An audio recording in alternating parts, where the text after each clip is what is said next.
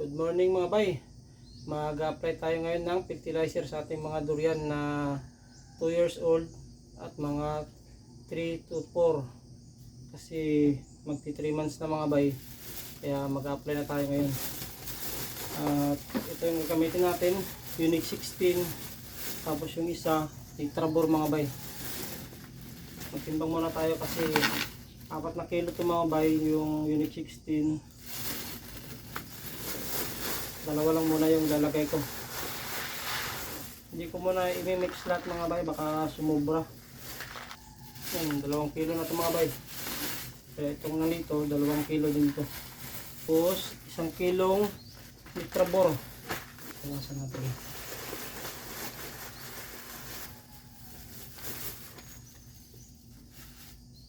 Yan, 1 kilo na yun natin mga bay. Ito yung kulay ng mga bay, oh.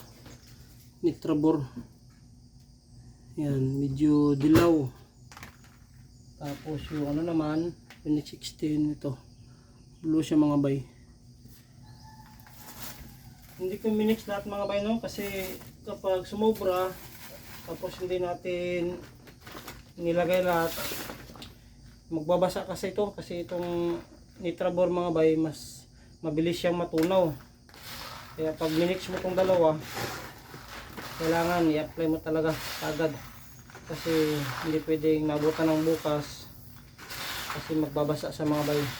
Ito na yung lalagyan natin mga bay, mga nasa to 3 taon. Yan, medyo okay naman yung kanyang tubo, kaya alagaan talaga natin at tuloy-tuloy lang tayo sa pag-apply ng fertilizer mga bay.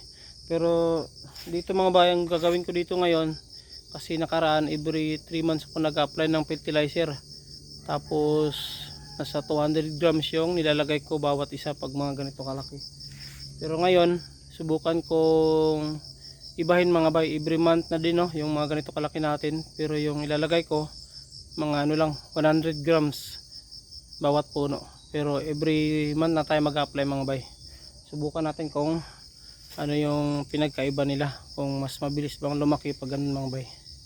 Tanggalin ko lang itong mga dahon ng kakao mga bay, kasi pag ganyan ako ng fertilizer dyan tapos pumatong dito, hindi kagad matutunaw. Okay lang yung mga damo mga bay kasi tatagos yan papunta sa ilalim.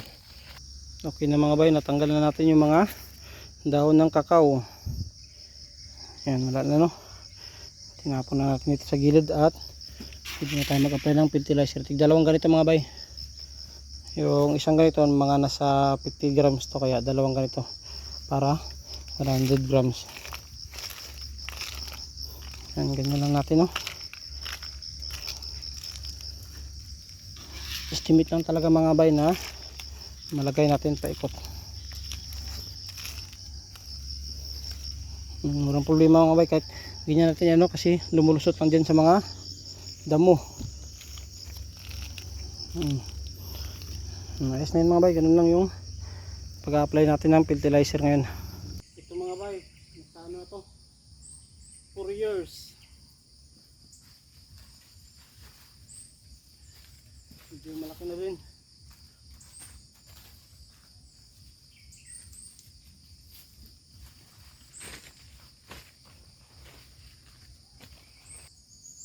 Ito na mga bay, tanggalan na natin ang dahon.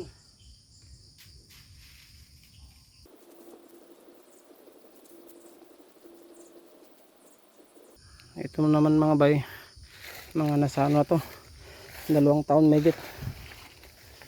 Medyo okay naman yung kanyang paglaki.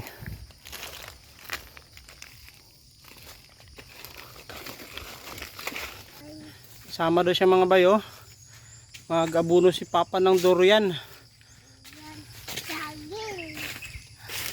Sama-sama daw siya.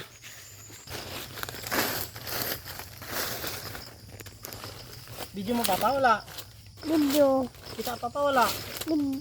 Kita. Wala man. Ito. Kita papa. Oo. Salita ka dyan. Ha? Salita ka. Oh, lola ba dito nandun? Display ka saging. Wala kami. Salita ka saging. Abuno papa, abuno. Marbunok saging. Durian. Lalabay. Dito ko labay.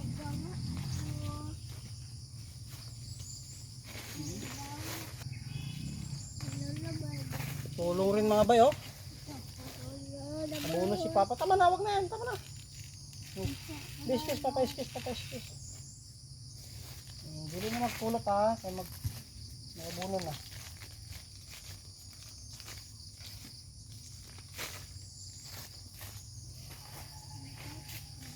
Oh, dili na magpulot.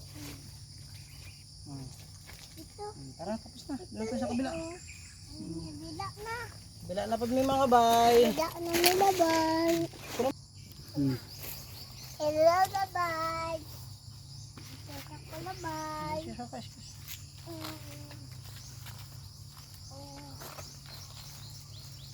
Dito ko labay.